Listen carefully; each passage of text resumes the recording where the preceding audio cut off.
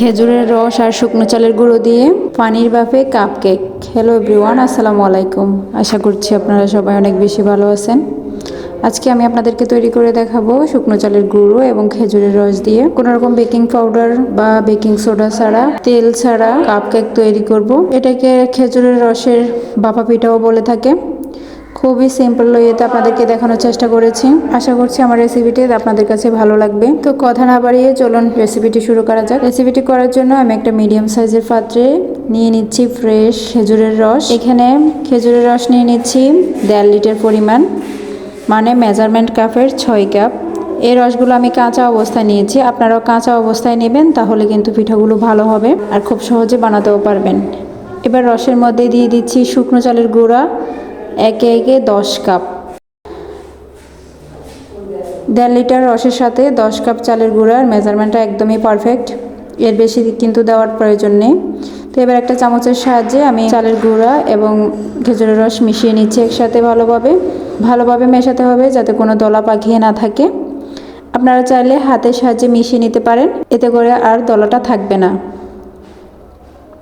মিশিয়ে নিতে নিতে এক পর্যায়ে ব্যাটারের ঘনত্ব এরকম হলে বুঝে নিতে হবে যে একদমই পারফেক্ট। আপনারা দেখে বুঝতে পারছেন, একদম পাতলাও না বা ঘনও না, এরকম একটা ঘনত্বের ব্যাটার করে নিতে হবে। ব্যাটারটা রেডি। এখানে কিন্তু আমি কোনো চিনি, তেল বা অন্য কোনো বেকিং পাউডার, বেকিং সোডা কিছু ইউজ করি নাই। এবার একটা ঢাকনা দিয়ে ঢেকে রেখে দিব 10 থেকে 12 ঘন্টার জন্য। এরই মধ্যে কিন্তু ব্যাটারটা ফুলে ডবল হয়ে যাবে। 10 থেকে 12 ঘন্টা পর দেখুন পিঠার ব্যাটারটা কিন্তু ফুলে ডবল হয়ে গিয়েছে। পাতিল কিন্তু একেবারে ভরে টইটুম্বুর হয়ে গিয়েছে। এবার একটা চামচের সাহায্যে মিশিয়ে নিচ্ছি। এবার ব্যাটারে দিয়ে দিচ্ছি 1/2 কাপ নারকেল কোড়া আর দিয়ে দিচ্ছি 1/2 কাপ চীনাবাদাম। এরপর দিচ্ছি 2 কাপ চিনি। এই 2 কাপ চিনি কিন্তু এনাফ। আপনারা চাইলে আর একটু বেশি মিষ্টি পছন্দ করলে আরও 1/2 কাপ চিনি দিতে পারেন, তবে এই মিষ্টিটা কিন্তু এনাফ, আমি তাই এখানে 2 কাপ চিনি দিয়েছি। আর দিয়ে দিচ্ছি 2 চা চামচ লবণ। এবার চামচের সাহায্যে ভালো করে মিশিয়ে নিচ্ছি চিনিগুলো গলে যাওয়া পর্যন্ত। একদম ভালোভাবে মেশাতে হবে যতক্ষণ না পর্যন্ত চিনিগুলো গলে যায়। মেশাতে মেশাতে দেখুন ব্যাটারটা এরকম পাতলা হয়ে গিয়েছে। আপনাদের যদি এরকম পাতলা না হয়, আপনারা ব্যাটারটা একটু পাতলা করার জন্য পানি অথবা গরুর দুধ দিতে পারেন। এবার আমাদের ব্যাটারটা কিন্তু রেডি। এবার চলে যাচ্ছি চুলায় একটা কড়াই বসিয়েছি চ্যাপটা, তাতে দিয়ে দিয়েছি 1 লিটার পরিমাণ পানি। এবার পানিতে একটা আমি স্ট্যান্ড বসিয়ে দিয়েছি। তারপর এবার কেকের মোলটা বসিয়ে দিচ্ছি।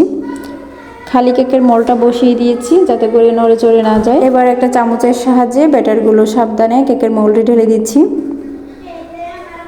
ব্যাটার ঢেলে দেওয়া শেষ।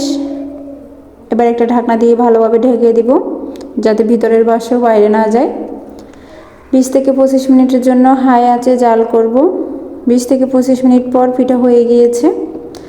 চাইলে শলা দিয়ে আপনারা চেক করে নিতে পারেন। এবার কিছুটা ঠান্ডা হলে আমি পিঠাগুলো মোল্ড আউট করে নিচ্ছি।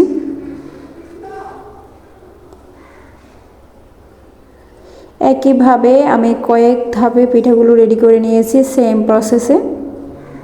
দেখুন সবগুলো পিঠা আমার মোল্ড আউট করে নেওয়া হয়ে গেছে। এবার একটা পিঠা আপনাদেরকে আমি ছিঁড়ে দেখাচ্ছি কীরকম সফট এবং ফুলকো পিঠাগুলো। তেল ছাড়া স্বাস্থ্যকর একটি পিঠা, বাচ্চা থেকে বুড়ো যে কেউ এই পিঠা পছন্দ করবে এবং খেতে পারবে। খুবই হেলদি একটা পিঠা। আপনারা চাইলে বাচ্চাদের টিফিনের জন্য এই পিঠাটা বানিয়ে ফ্রিজে নর্মালে সংরক্ষণ করতে পারেন। এরপর একটু ভাপিয়ে দিলে এটা স্কুলের টিফিনও কিন্তু কাজ দিবে। এছাড়া এখন রমজান মাস, ইফতারের একটা আইটেম হিসেবে এই পিঠাটা রাখতে পারেন, এতে করে আপনার ইফতার আরও প্রাণবন্ত হবে। তো আশা করছি আমার রেসিপিটি আপনাদের কাছে ভালো লেগেছে এবং সহজে লেগেছে। ভালো লাগলে like, comment, share and subscribe করে আমার চ্যানেলের পাশেই থাকবেন। সবাই অনেক বেশি ভালো থাকবেন। আল্লাহ হাফেজ।